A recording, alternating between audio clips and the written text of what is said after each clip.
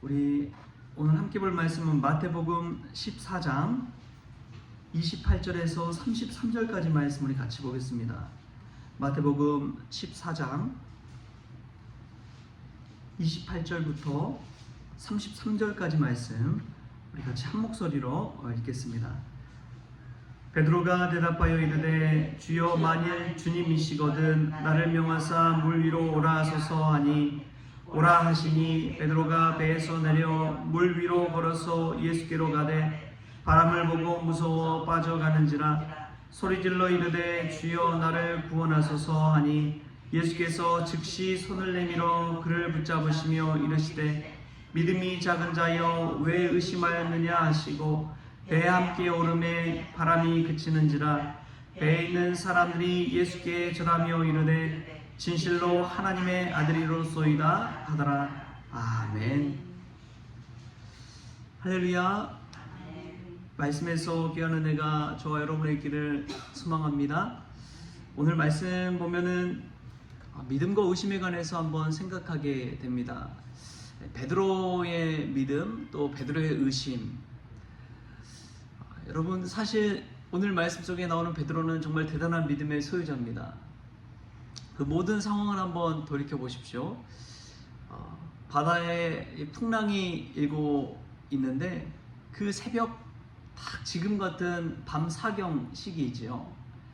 새벽 3시부터 6시 그 사이에 어렴풋이 사람의 형체가 있고 누군지는 식별하기 어려운 그런 어두컴컴한 그때에 바다에 풍랑이 일고 있고 작은 배에 있습니다. 근데 예수님을 보고 베드로가 자신도 물 위로 걷게 해달라고 예수님에게 요청을 합니다. 예수님이 오라 그러시니까 베드로가 물 밖으로 자신의 발을 내딛습니다. 그리고 걸어요. 예수님처럼. 엄청난 기적이죠.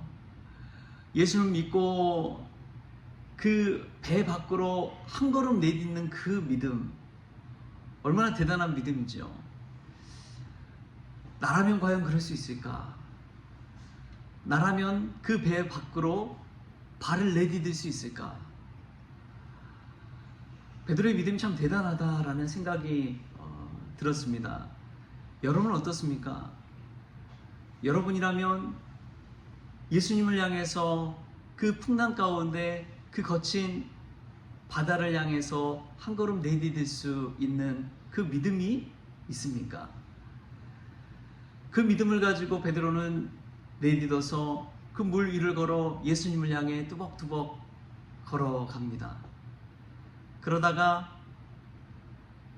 바람을 바라보면서 의심이 들기 시작하자 점점 물에 빠지게 되는 것이죠. 여러분, 믿음과 의심의 차이는 무엇일까요? 믿음과 의심의 차이. 믿음도 점점 무언가를 확장시켜가고 의심도 점점 무언가를 우리의 삶 가운데 확장시켜갑니다. 믿을 때에 예수님을 바라보며 물 위를 걸었고 의심하기 시작할 때에 예수님이 아니라 주변의 바람과 환경을 바라보기 시작합니다. 그 작은 차이가 어디를 누구를 바라보느냐 그 차이가 전혀 다른 삶을 전혀 다른 결과를 낳게 되는 것이죠. 믿음으로 예수님을 바라보며 나아갈 때 베드로는 물 위를 걷는 기적을 체험했습니다. 그러다가 바람을 바라보기 시작할 때 의심하며 물속에 빠지기 시작했습니다. 이런 믿음은 우리 예수님을 바라보는 것인 줄 믿습니다. 의심하는 것은 주변의 환경과 상황을 자꾸만 바라보는 것인 줄 믿습니다. 여러분 어떻습니까? 신앙생활 하면서 어디를 바라보고 있습니까? 우리가 예수님 바라보면서 믿음의 기적을 체험하는 그러한 성도님들이 다 될 수 있기를 바랍니다. 예전에 목사님들과 모여서 그런 이야기를 한 적이 있어요. 이제 한국교회 풍토 속에서 이 제신임 제도, 목회자에 대한 제신임 제도라는 것이 이제 점점 도입하고 막 이렇게 받아들이는 교회들이 꽤 있지요. 한 7년 재신임 제도라고 해가지고 안식년처럼 6년까지 목회를 하고 7년째에 이 목사님에 대해서 성도들이 신임하느냐 아니면 불신하느냐에 따라서 목사님이 이제 7년 이후에 이제 목회를 그만두시거나 다른 곳으로 가시거나 아니면 계속해서 연장해서 목회를 하거나 그러한 제도입니다. 근데 이제 그런 이야기를 하시더라고요. 참 사람의 의심이란 게 놀라운 게, 한 목사님이 이제 그런 이 재신임 제도에서 목회하다가 7년째 이제 이 재신임을 얻게 되었습니다. 근데 투표를 하잖아요. 투표를 해서 95%의 높은 지지율을 받아서 재신임을 하게 됐어요. 그렇게 이제 해서 재신임을 얻고 목회를 하는데 한 1년도 채 되지 않아서 그 목사님이 그냥 자진 사임을 해버렸다고 합니다. 여러분, 그 이유가 무엇이었을까요? 왜 그런 길을 선택했을까요? 성도들은 이해하지 못했대요. 아니, 왜 목사님 그렇게 정말 95%의 지지를 얻었으면 대단한 거 아닙니까? 근데 그 목사님이 그만둔 사임한 이유가 무엇이냐?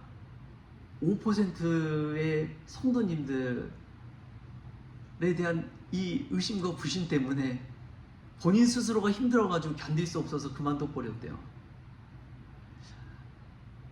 자신을 믿어주지 못하고 지지하지 않는 그 5%의 성도님 100명 중에 한 5명 되는데 그 5분이 누굴까? 어떤 사람이? 그런 불신이 막 생겨나니까 목회를 못 하겠더래요. 사랑하고 믿고 품어주는 대상이 되어야 되는데 그러지 못하니까 이게 목회가 안 되더라는 거예요. 아주 작은 차이 아닙니까? 여러분, 우리 마음속에 의심이 생겨나기 시작하면 이 신앙생활도 다 무너져 버린다고 합니다. 저도 그런 것들을 이제 한번 경험한 적이 있습니다. 제 자신에 대한 이야기는 아니지만 어떤 목사님이 이제 뭐 신방 다니고 그러다 보면은 앞에 이제 여자 성도님을 태울 때가 있잖아요. 뭐 권사님, 집사님이든 태워가는데 이제 그거를 신방 가는데도 차 밖에서 또 다른 교인이 본 거예요. 그래서 이제 목사님 혹시 스캔들 하냐 하는 그런 이야기가 퍼지기 시작하고 그런 의심이 생겨나기 시작하니까 이 목사님에 대해서 막 녹취를 하기도 하고 막 그런 일이 막 생겨나게 되는 거예요. 그래서 결국 이 목사님도 그냥 교회 사역을 그만둬 버렸습니다. 자꾸 그런 이야기가 들리니까 그 자리에서 목회를 못 하겠다는 거예요. 여러분, 의심이 이렇게 무섭습니다. 이 한 끗 차이로 믿음은 기적을 낳지만 의심을 하기 시작하면 아주 작은 것이라도 그 사람을 보는 시선과 관점, 그 모든 것들이 틀어져 버리니까 이게 신앙생활이 안 되는 거예요. 심지어 목회도 안 되는 것입니다. 자꾸만 예수님을 바라봐야 되는데 그 사람을 바라보게 되고 안 좋은 면을 생각하게 되고 이거 그런 거 아냐? 라는 생각이 찾아드니까 마음의 평안이 깨지는 것이죠. 우리가 예수님을 믿고 신앙생활 한다는 것은 무엇입니까? 나 자신의 얄팍한 이성과 눈을 가지고 신앙생활하는 것이 아니라 예수님 바라보면서 신앙생활 한다는 것, 그것은 우리의 두 눈을 감는 것이기도 하고 우리의 얄팍한 지식을, 이성을 의지하면서 살아가는 것이 아니라 내 심령, 내 온 마음을 가지고 예수님을 따르는 것인 줄 믿습니다. 온전한 믿음이란 정말 쉽지 않은 것 같아요. 우리가 온전히 예수님을 따른다는 것은 쉽지 않은 길입니다. 베드로도 오늘 그 사실을 보여주잖아요. 자신의 저온 존재를 던져서 바다를 향해 자신의 발을 내딛고 몇 걸음 걸었지만 어느 순간 그렇게 온전한 믿음을 가지고 있던, 기적을 체험하던 베드로도 의심하기 시작하니까 물에 빠져가잖아요. 여러분, 우리의 삶 가운데 나는 정말 온전한 믿음을 가지고 살아가고 있는지, 온전한 믿음을 가지고 있더라도 어느 순간 바람이 불고 시험이 찾아오고 의심이 찾아온다면 우리도 순식간에 베드로처럼 빠질 수 있다는 것을 기억하십시오. 우리 믿음이 그렇게 약해요. 그런데 참 놀라운 것은, 저는 이것은 베드로의 믿음을 보여주기 위한 것이 아니라 결국에는 예수님이 어떤 분인지를 우리에게 보여주고 있다고 믿습니다. 오늘 예수님이 어떤 존재인지 성경에는 이렇게 나옵니다. 우리 32절, 33절 말씀 우리 같이 보겠습니다. 32절, 33절 함께 읽겠습니다. 시작. 배에 함께 오름에 바람이 그치는지라 배에 있는 사람들이 예수께 절하며 이르되 진실로 하나님의 아들이로소이다 하더라. 아멘. 예수님은 즉시 베드로의 손을 잡고 그와 함께 배에 오릅니다. 예수님이 구원해달라고 하니까 예수님 즉시 그냥 손을 내밀어서 구원해 주시는 것이죠. 예수님의 은혜입니다. 그런데 배에 함께 올랐을 때에 배에 있는 사람들이 예수님을 향한 고백을 합니다. 그게 무엇이냐? 진실로 하나님의 아들이로소이다. 물 위를 걸어오신 예수님, 바로 이전에 오병이어의 기적을 일으키신 예수님, 그 예수님을 보고 비로소 하게 된 고백, 그것이 하나님의 아들이로소이다. 이 말씀을 위해서 이 베드로의 믿음과 의심도 있는 것이고요, 오병이어의 기적도 있는 것입니다.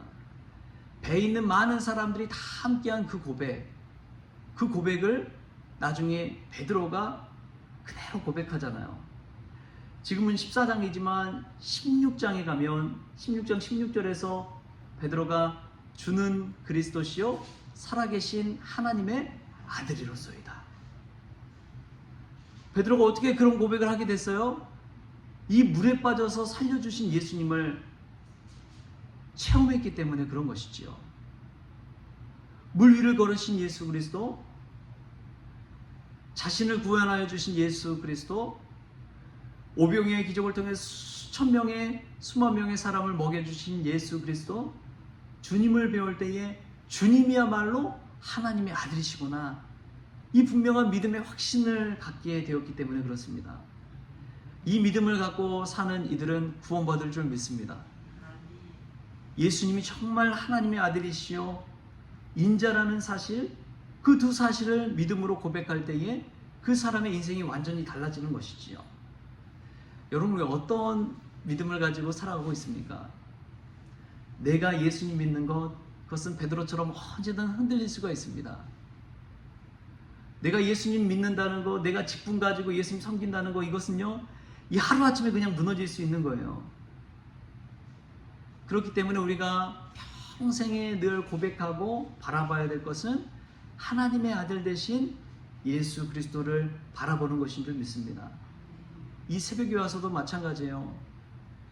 여러분, 내가 믿어온 수십 년의 세월을, 그것을 기반 삼아서 사는 사람은 금방 무너져 버립니다. 그런데 오늘 또 나를 위해, 이 부족한 나를 위해 점점 연약해져 가고, 점점 기억력이 흐릿흐릿해져 가고, 점점 몸에 힘 빠져가는 나를 위해 십자가에 달려 죽으신 예수 그리스도, 오직 주님만을 바라보면서 신앙생활하는 사람, 그 사람은 믿음 안에서 기적을 체험하게 될 줄 믿습니다. 늘 하나님의 아들이 예수 그리스도라는 사실을 고백하며 살게 되는 줄 믿습니다. 여러분, 꼭 기억하십시오. 사람 볼 때는 꼭 시험에 들지만, 상황 볼 때는 꼭 시험에 들지만, 예수님 바라볼 때는 기적을 체험한다. 오늘 이 믿음을 가지고 살아나는 저와 여러분 될 수 있기를 주신 예수님의 이름으로 축원합니다. 기도하시겠습니다. 하나님, 늘 믿음과 의심 사이에 한 걸음 한 걸음 갈등할 때가 있습니다. 예수님을 바라보면서 평안과 기쁨과 담대함을 가지고 살아갈 때도 있지만, 어느 순간 주변과 상황과 문제를 바라볼 때 물에 빠지는 것처럼 시험에 들고 어려움이 찾아오고 마음에 갈등과 의심이 생겨날 때가 있습니다. 그럴 때마다 우리 예수 그리스도 하나님의 아들 구원자 되심을 믿게 하여 주시고, 그때 우리의 두 눈을 감고 우리를 위해 십자가에 달려 죽으신 예수님을 바라볼 때에 오늘도 두벅두벅 한 걸음 한 걸음 예수님의 푯대를 향해 나아가는 믿음의 성도들 다 되어지게 하여 주옵소서. 우리의 손을 붙잡아 주시고 마른 땅으로 인도하여 주시는 그 주님을 바라보게 하여 주옵소서. 문제보다도 문제 너머에 우리를 너무나 사랑하시는 예수 그리스도의 십자가 사랑을 바라보게 하여 주옵소서. 그리하여 모든 시험, 모든 문제 이겨내고 기적을 체험할 수 있도록 오늘도 주장하여 주옵소서. 감사하며 예수님의 이름으로 기도합나이다. 아멘. 우리 주님이 가르쳐주신 기도로 오늘 새벽 기도를 마치겠습니다. 하늘에 계신 우리 아버지여, 이름이 거룩히 여김을 받으시오며 나라가 임하시오며 뜻이 하늘에서 이루어진 것 같이 땅에서도 이루어지이다.